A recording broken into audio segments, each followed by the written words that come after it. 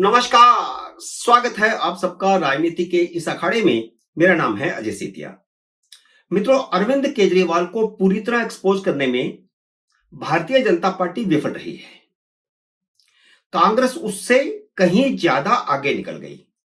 शराब घोटाले से सबसे पहले पर्दा हटाया कांग्रेस ने। शीश महल घोटाले को सबसे पहले खोला कांग्रेस ने। स्वास्थ्य घोटाले को सबसे पहले खोला कांग्रेस ने। जबकि प्रमुख विपक्षी दल विधानसभा में भाजपा थी, कांग्रेस का तो एक भी विधायक नहीं था। प्रमुख विपक्षी पार्टी होने के बावजूद भाजपा विधानसभा में या फिर मीडिया में कभी कैग रिपोर्ट को बहस का मुद्दा नहीं बना सकी। पिछले 7 साल से कोई भी कैग रिपोर्ट विधानसभा में पेश नहीं हुई थी और वह हाईकोर्ट में गई चुनाव से एक हफ्ता पहले। 7 साल तक भाजपा सोई रही। दिल्ली में कांग्रेस की औकात खत्म है। इसके बावजूद कांग्रेस ने साबित किया कि उसके नेताओं में टैलेंट ज्यादा है। चुनावों की घोषणा के बाद संदीप दीक्षित ने जिस तरह अरविंद केजरीवाल के शिक्षा मॉडल की पोल खोली और अरविंद केजरीवाल को चुनौती दी कि वह किसी भी मंच पर उनसे बहस कर ले, वैसी चुनौती भाजपा का कोई नेता किसी एक मुद्दे पर केजरीवाल को नहीं दे सका। अजय माकन ने जिस तरह अरविंद केजरीवाल के स्वास्थ्य मॉडल की पोल खोली है, वैसी पोल कभी भाजपा का नेता नहीं खोल पाया। और अजय माकन ने स्वास्थ्य के मुद्दे पर ही उनको चुनौती दी है केजरीवाल को कि वह आए किसी भी मंच पर उनसे बहस कर ले। कांग्रेस अब शराब घोटाले का नया गवाह सामने लेकर के आई है।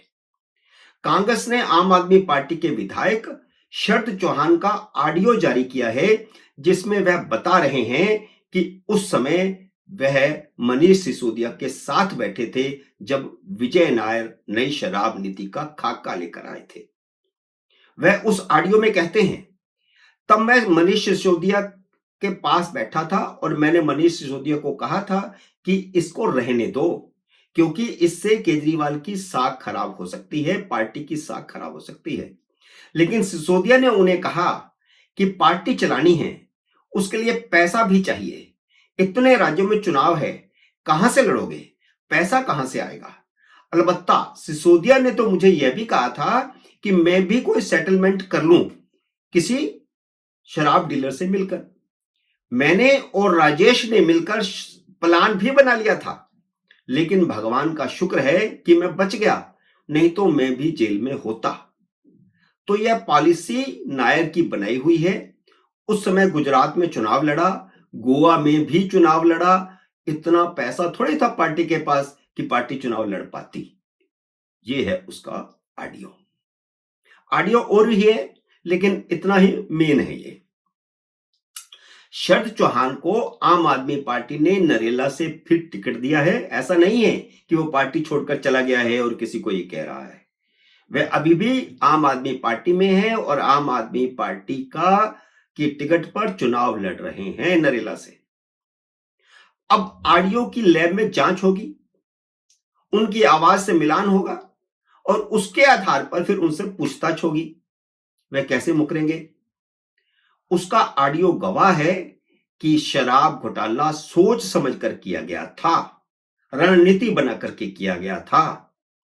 शरद चौहान इसमें केजरीवाल के खिलाफ कुछ नहीं बोले हैं, लेकिन उन्होंने उस समय के आबकारी और शिक्षा मंत्री मनीष सिसोदिया का तो भंडा फोड़ ही दिया है, जो लगभग 1.5-2 साल जेल में काट करके आए हैं। और सुप्रीम कोर्ट तक ने कहा था कि वह घोटाला हुआ है और घोटाले का जो मेन सूत्रधार है वह मनीष सिसोदिया है।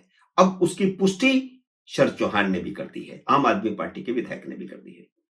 सभी घोटालों और दिल्ली की सड़कों, मोहल्ला क्लिनिकों, सीवर, पानी, यमुना की बुरी हालत के बावजूद दिल्ली का मीडिया नैरेटिव बदलने में लगा हुआ है। सभी टीवी चैनल केजरीवाल समेत आम आदमी पार्टी के 5-5 नेताओं को एक साथ बिठा करके इंटरव्यू दे रहे हैं, इंटरव्यू कर रहे हैं। और सभी टीवी चैनलों पर इंटरव्यू मैनेज हो रहा है। मैनेज कौन कर रहा है? मीडिया नहीं, अरविंद केजरीवाल मैनेज कर रहे हैं।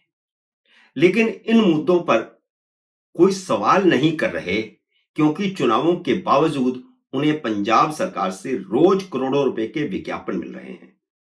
चुनावों के बाद सरकार बनने पर दिल्ली से भी करोड़ों करोड़ों रुपए के विज्ञापन जारी रखने का वादा है, क्योंकि पिछले लंबे समय से सिर्फ विज्ञापनों पर जिंदा है अरविंद केजरीवाल। दिल्ली का मीडिया उनके साथ ना हो तो वह पिछली बार भी चुनाव हार सकते थे। भाजपा इसमें पूरी तरह विफल कर रही है, मात खा गई है, मीडिया मैनेजमेंट उसका नहीं हो पाया। दिल्ली का मीडिया पूरा केजरीवाल के साथ है, दिल्ली की जनता उनके साथ नहीं है। नरेंद्र मोदी ने चुनाव का ऐलान होते ही पहली रैली कर दी थी, बल्कि उससे एक दिन पहले झुग्गी झोपड़ी वालों को फ्लैटों की चाबी देते हुए भी एक सरकारी रैली कर दी थी, जिसमें उन्होंने अरविंद केजरीवाल की पार्टी को आपदा कहा था। राहुल गांधी भी एक रैली कर चुके हैं उसके बाद। हालांकि उसके बाद उनके 4 कार्यक्रम रद्द हो चुके हैं, जिस पर आशंका है, मिली भगत की आशंका लग रही है। लेकिन केजरीवाल की एक भी रैली करने की हिम्मत नहीं हो रही थी इतने दिन से। यानी मोदी की 2-2 रैलियां हो गई एक तरह से, राहुल गांधी की रैली हो गई, लेकिन केजरीवाल रैली नहीं कर पाए थे, उनकी हिम्मत नहीं हो पा रही थी। उन्होंने सारा जोर टीवी चैनलों पर प्रायोजित इंटरव्यू पर लगाया हुआ था।